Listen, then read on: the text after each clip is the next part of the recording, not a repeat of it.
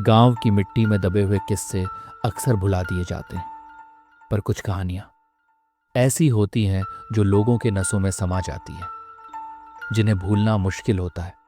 ये कहानी है दो दोस्तों की जो अपने स्वार्थ के लिए एक दूसरे की जान के दुश्मन बन गए।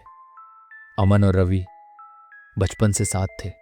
दोनों मिट्टी के आंगन में खेलते हुए बड़े हुए, लेकिन वक्त ने दोनों को एक दूसरे का दुश्मन बना दिया। अमन बचपन से मेहनती और होशियार था। उसने अपने मेहनत से सब कुछ हासिल किया। आज उसके पास था बड़ा बंगला, चमचमाती गाड़ी, दौलत, सब कुछ था। ये सब देखकर रवि बहुत परेशान रहता, लेकिन रवि कभी भी मेहनत करना नहीं चाहता था। उसे सब कुछ बिना कुछ किए चाहिए था। इसलिए रवि के पास थी बस जलन। धीरे धीरे वो जलन नफरत में बदल गई।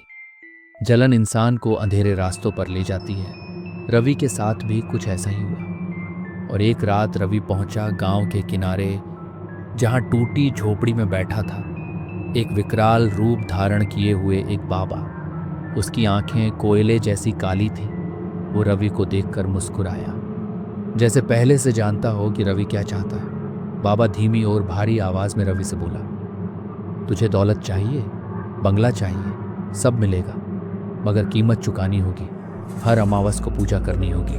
अगर भूला तो ये तंत्र तुझसे तेरा सब छीन लेगा। रवि ने बिना सोचे हाँ कर दी। अमावस की रात थी। आसमान में चांद नहीं, बस अंधेरा। रवि ने बाबा का टोटका किया।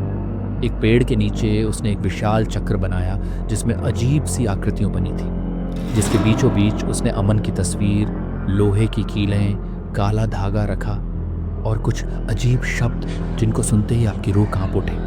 उस रात अमन अपने बिस्तर पर सोते सोते चीख उठा। उसकी आंखें खुली रह गईं, दिल धड़कना बंद हो गया। और अगली सुबह गांव में खबर फैल गई कि अमन मर गया। और उस दिन के बाद रवि के पास बड़ा बंगला, पैसा, बड़ी सब कुछ आ गया। कुछ हफ्तों तक सब सही रहा। रवि नए बंगले में ऐशो आराम में रहने लगा, लेकिन वो उस बाबा की एक बात अपने दौलत के नशे में भूल चुका था। बाबा ने उसे बोला था कि उसे हर अमावस्या की रात उस पेड़ के नीचे दिया जलाना होगा। इस बात को रवि अब पूरी तरह से भूल चुका था, लेकिन काली शक्तियां कभी अपने वचन को भी भूलती। और फिर अजीब बातें शुरू हुईं। रवि के घर के दरवाजे अपने आप बंद होना शुरू हो गए। शीशे पर धूंध से लिखे शब्द दिखाई देते। कभी कभी उसे कई काली इंसानी आकृतियां दिखाई देती, तो कभी खून के धब्बे। कभी कभी कमरे के अंधेरे कोने में अमन खड़ा नजर आता, उसकी आंखें खाली, और वो रवि से सिर्फ एक ही सवाल करता, आखिर क्यों? रवि ने इसे नजरअंदाज किया।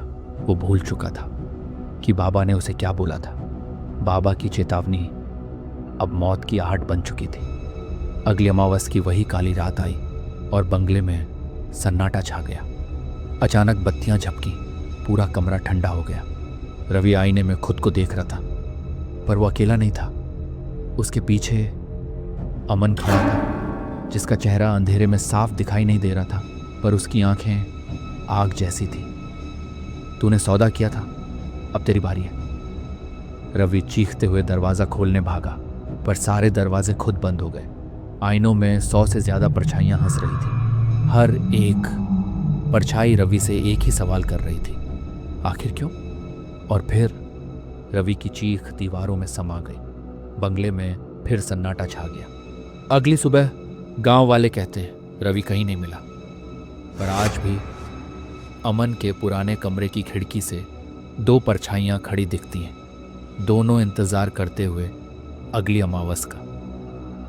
याद रखना, काला जादू किसी का नहीं होता, आखिरकार वो अपने मालिक को ही निगल जाता है।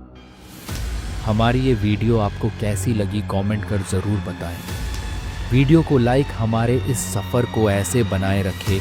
ऐसी ही और हॉरर स्टोरी के लिए हमारे चैनल द हॉरर वॉल्ट को सब्सक्राइब करना न भूलें।